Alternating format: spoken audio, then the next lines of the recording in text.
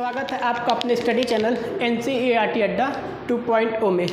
Guys, जो हमारा session था वो बेसिक ज्योमेट्री के ऊपर चल रहा था, जिसके हमने 2 पार्ट कवर कर लिए। आज हमारा पार्ट 3 चलेगा।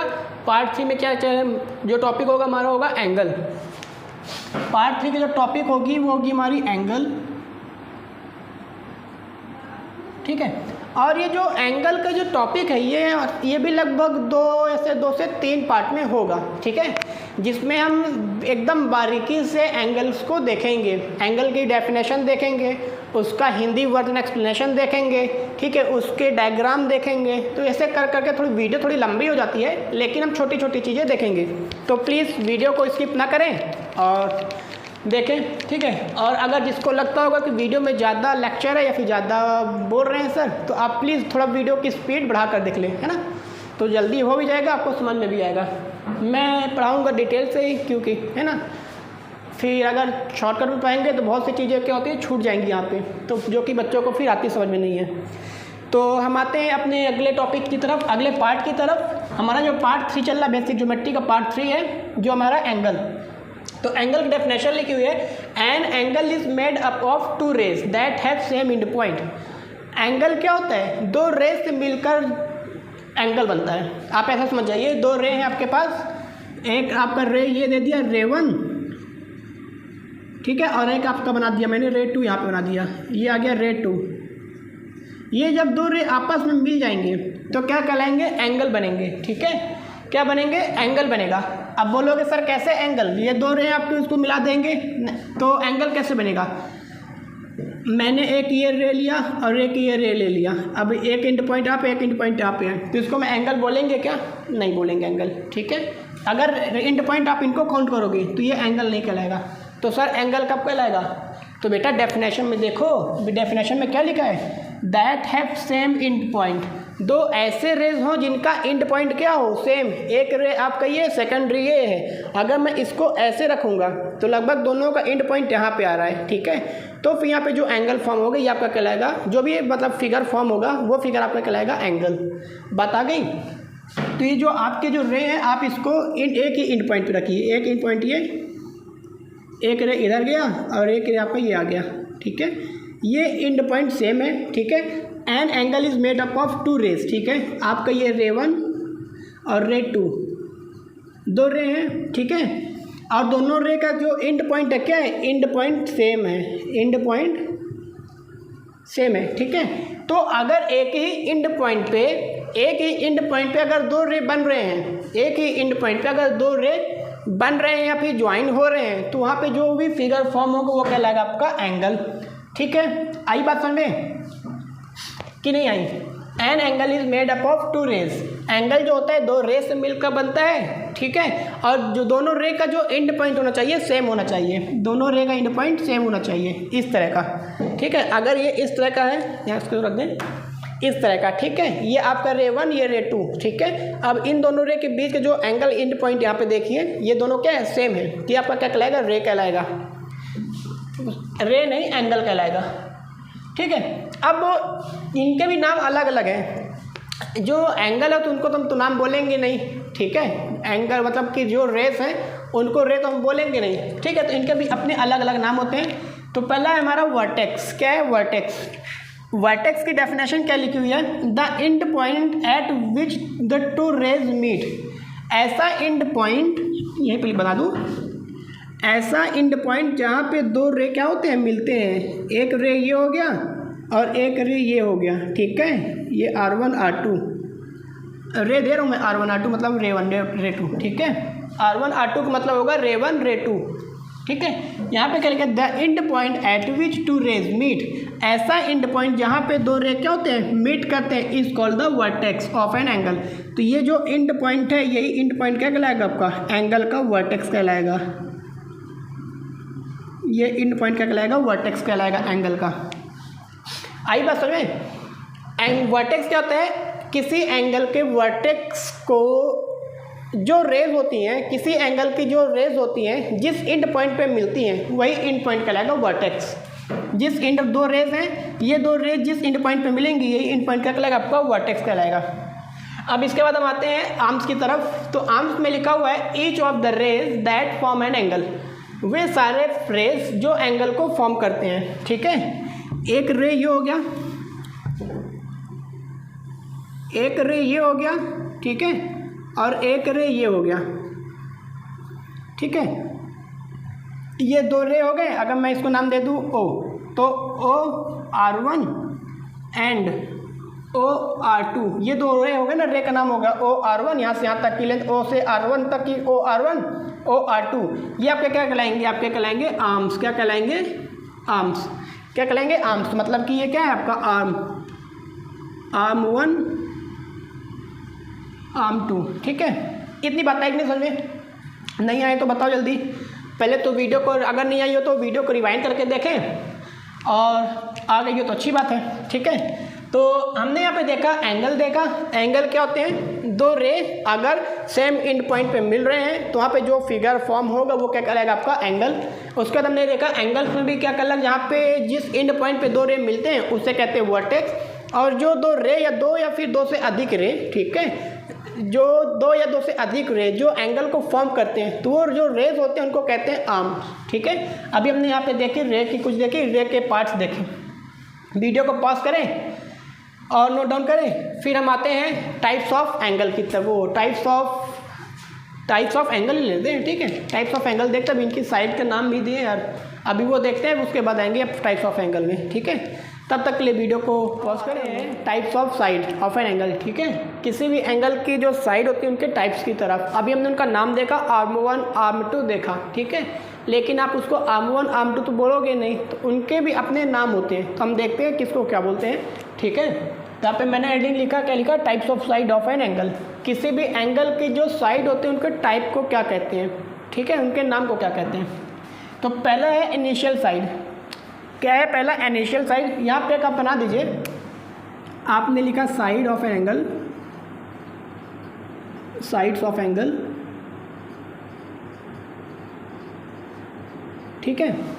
साइड्स ऑफ एंगल, एंगल कितने टाइप के साइड होते हैं, 2 टाइप होते हैं, ठीक है। एक होता है इनिशियल और एक होता है आपका टर्मिनल। ये 2 साइड होते हैं, ठीक है। अब इन्हीं को देखते हैं किससे क्या बोलते हैं। तो पहला जो है इनिशियल साइड क्या होता है, द रे which represent the starting position is called the initial side of an angle. ऐसा रे किसी भी एंगल के जो स्टार्टिंग पोजीशन को रिप्रेजेंट करता है। ऐसा रे जो किसी भी एंगल की स्टार्टिंग पोजीशन को रिप्रेजेंट करता है वो कहलाता है इनिशियल मतलब स्टार्ट होने वाला, स्टार्ट करने वाला, ठीक है। जगह कम है, लिखा ज़्यादा है, तो मैं छोटा छोटा डायग्राम बना रहा हूँ। तो यहाँ पे देखिए आपका ये एंगल क्या कहलाएगा, आपका ये एंड पॉइंट है, ये आपकी स्टार्टिंग है, ये हो गया, ये स्टार्टिंग होगी, ये आपका कहलाएगा इनिशियल साइड कहलाएगी, और एक साइड आ जाएगी ये, ठीक है। तो हम इससे क्या बोलेंगे, इनिशियल साइड। ये जो आपकी नाम दे दिया OAB, ठीक है। तो जो आपका OA है, आपका OA साइड है, OA, ये आपका क्या कहलाएगा, इनिशियल साइड। क्या कहलाएगी, इनिशियल।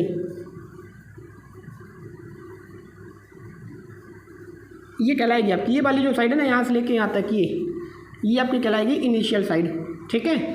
स्टार्टिंग साइड होती है जो किसी एंगल का जो स्टार्टिंग होता है, जहाँ से हम एंगल बनाते हैं तो उसको स्टार्ट करते हैं जहाँ से, ठीक है। तो वो कहलाएगा आपका इनिशियल साइड। इसके बाद आता है टर्मिनल साइड। टर्मिनल साइड क्या होता है, द रे which indicates the stopping position.